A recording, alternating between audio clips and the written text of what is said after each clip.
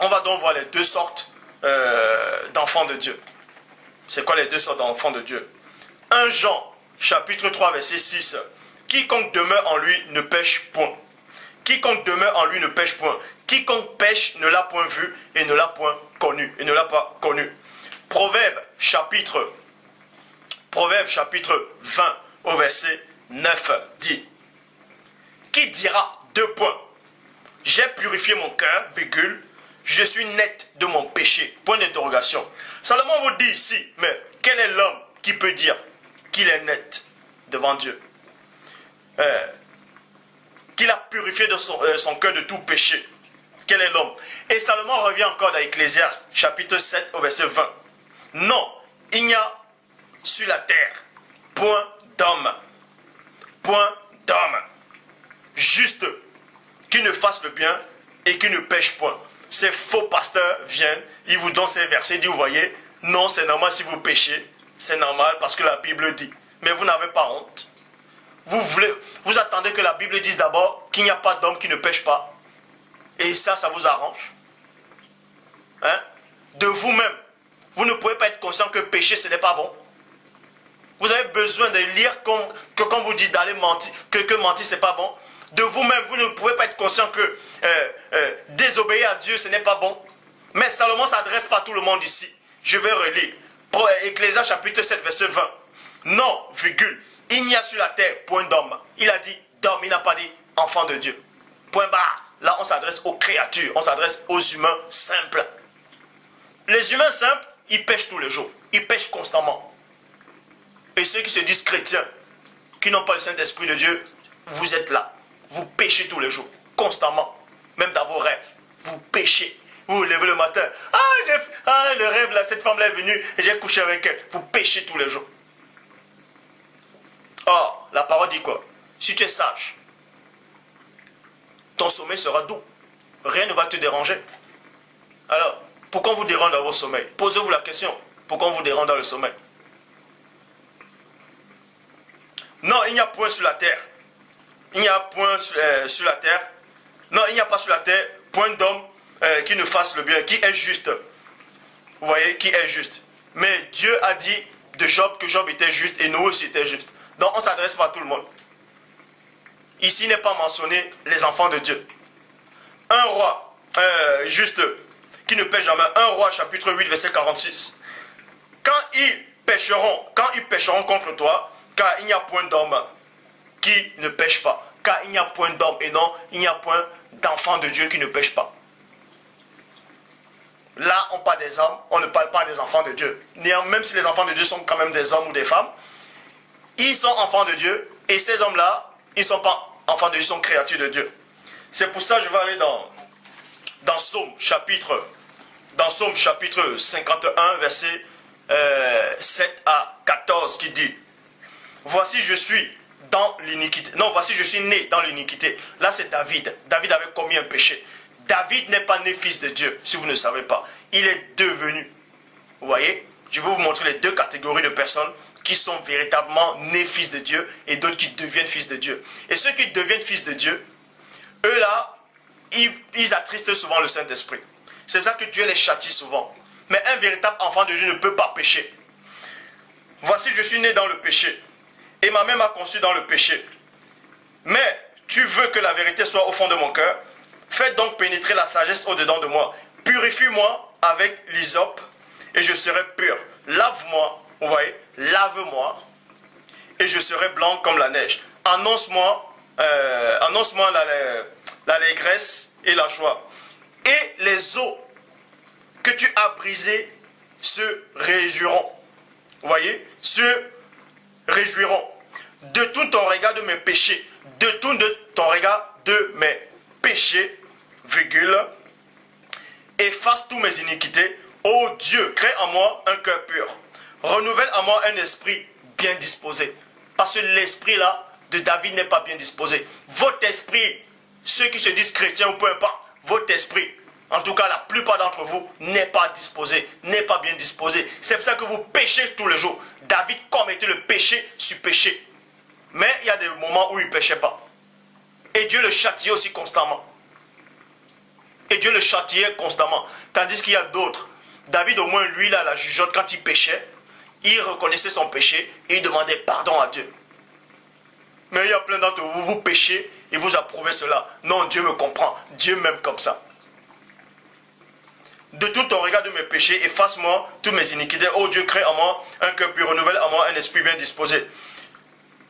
Ne me rejette pas loin de ta face. Ne me retire pas ton Esprit Saint. Ne me retire pas ton Esprit Saint. Parce que la révélation ici, c'est quoi? C'est que David avait le Saint-Esprit. Mais quand il a attristé le Saint-Esprit, c'est-à-dire le Saint-Esprit, quand il a attristé le Saint-Esprit, il part. C'est ça que David supplie Dieu, dit ici, ne me retire pas de ton esprit. Parce que quand on le retire de l'esprit, l'enlèvement vient. David, même quand David meurt, sans l'esprit de Dieu, il ne peut pas aller dans le royaume de Dieu. Il peut pas aller dans le royaume de Dieu. Il peut pas aller dans le royaume de Dieu. Maintenant, vous devez savoir que David commettait, je vais vous donner cette révélation. David commettait certains péchés parce que la position qu'il avait pouvait beaucoup l'influencer. La position influence beaucoup. La position influence beaucoup. C'est pour ça que celui qui est haut placé est la personne qui est vraiment très très en danger. C'est lui qu'on va beaucoup viser pour le renverser. Je frapperai le berger et les brebis seront dispersées. Vous voyez? Je frapperai le berger et les brebis seront dispersées. David, quand il a vu la femme d'Uri, il sentait en lui-même qu'il était puissant dans son royaume et que personne ne pouvait rien le faire parce qu'il avait cette grande position. Donc, et il était roi. Il savait qu'en tant que roi, il avait droit de vie ou de mort. Donc il pouvait prendre cette femme-là, il va dire j'ai peur de personne dans ce royaume. Oui, c'est l'orgueil qui s'installe. Et quand il a fait cela, le prophète vient, lui dit, pac, et David se met à supplier. Donc il reconnaît qu'il a péché. Mais vous là, vous n'avez pas une grande position, c'est-à-dire vous n'êtes pas des présidents, vous n'êtes pas des rois, donc vous n'avez pas d'excuses. Vous n'avez pas d'excuses. Vous n'avez pas d'excuses. Salomon a commis des péchés parce qu'il avait aussi cette position-là. Mais il y a aussi des gens qui avaient une grande position qui n'ont pas faibli. Qui n'ont pas faibli. Christ avait une grande position, il n'a pas péché.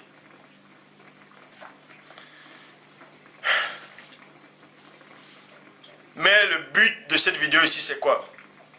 C'est que quand vous avez le Saint-Esprit réellement en vous, et qu'il habite éternellement en vous, vous ne pratiquez pas le péché. Parce que vous êtes réellement enfant de Dieu.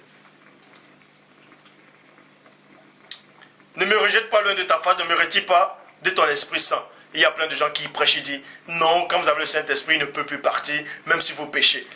David vous montre le contraire. C'est pour ça qu'il dit à Dieu, ne me retire pas de ton Esprit Saint. Parce que peu importe que Dieu te choisit en tant que prophète, peu importe ton titre devant Dieu. Quand tu pêches, l'Esprit de Dieu il s'en va. Point barre. Donc, ce n'est pas vous qui allez venir, vous allez dire, vous allez mentir, vous allez pécher, vous vivez dans le péché. Vous allez dire non, c'est la foi sauve. David avait plus de foi plus que vous, si vous ne le savez pas. Mais quand ses œuvres n'étaient pas en accord avec la parole, l'esprit partait. C'est comme ça. Donc posez-vous la question. Quand vous êtes toujours dans vos fausses œuvres, dans votre mauvaise foi, et vous vivez tout le temps dans le péché, c'est que l'esprit est parti, il n'est plus revenu. Rends-moi la joie de ton salut. Et qu'un esprit de bonne volonté me soutienne. Qu'un esprit de bonne volonté me soutienne. Vous voyez? Qu'un esprit de bonne volonté me soutienne. Maintenant, je vais dans 2 Samuel. Vous voyez?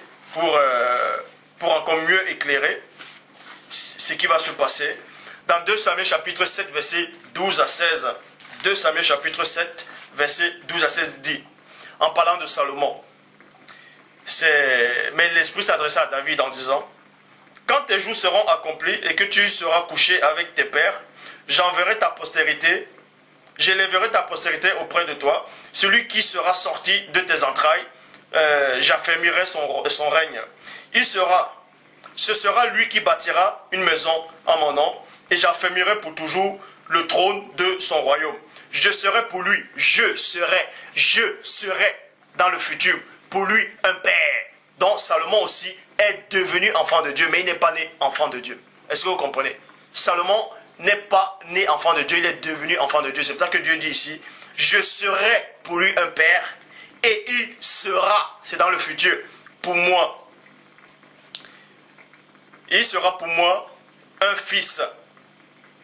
S'il fait le mal, virgule, je le châtierai avec la verge des hommes et avec les coups des enfants des hommes. Mais ma grâce ne se retirera point de lui, comme je l'ai retiré à Saül, que j'ai rejeté devant toi. Vous voyez?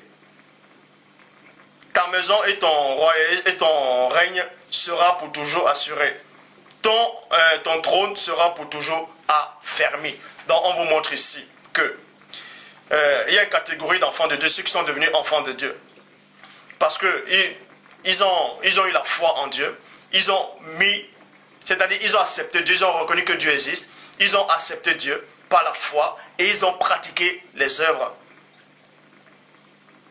Mais néanmoins, il y a ceux.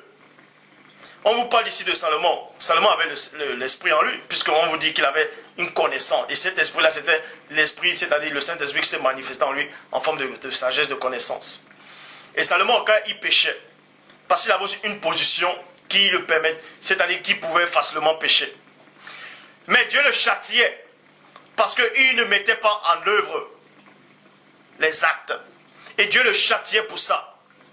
Donc il attristait le Saint-Esprit et Dieu le châtiait pour ça. Et Salomon revenait. C'est là où Dieu revenait en lui.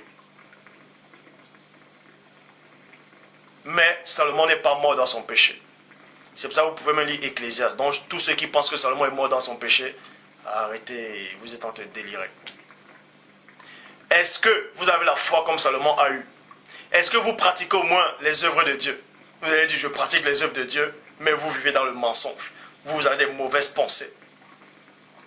Bref.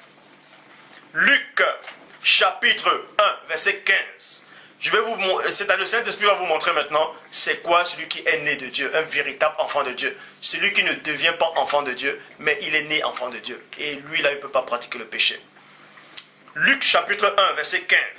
En parlant de Jean-Baptiste. Jean-Baptiste n'est pas devenu enfant de Dieu. Jean-Baptiste est né enfant de Dieu. C'est pour ça que Jean-Baptiste n'a pas commis de péché. Donc, vous pouvez aller vérifier toute la Bible. Vous n'allez pas montrer un seul verset où Jean-Baptiste a commis le péché. Et Dieu va vous montrer encore une autre révélation concernant Jean-Baptiste. Luc chapitre 1 verset 15. Car il sera grand devant le Seigneur, point. Il ne boira ni vin, ni liqueur enivrante, et il sera rempli du Saint-Esprit, et il sera rempli du Saint-Esprit dès le sein de sa mère. Or, les apôtres du Christ, eux, ils n'étaient pas remplis du Saint-Esprit étant enfants. Ils ont été remplis du Saint-Esprit dans Actes chapitre 2 verset 4. Ils furent tous remplis du Saint-Esprit. Et dans Jean 20, 22, ils ont reçu le Saint-Esprit. Or, Jean-Baptiste, lui, il est né directement étant rempli du Saint-Esprit, comme le Christ. Comme d'autres que je ne citerai pas le nom pour l'instant. Bref. Donc,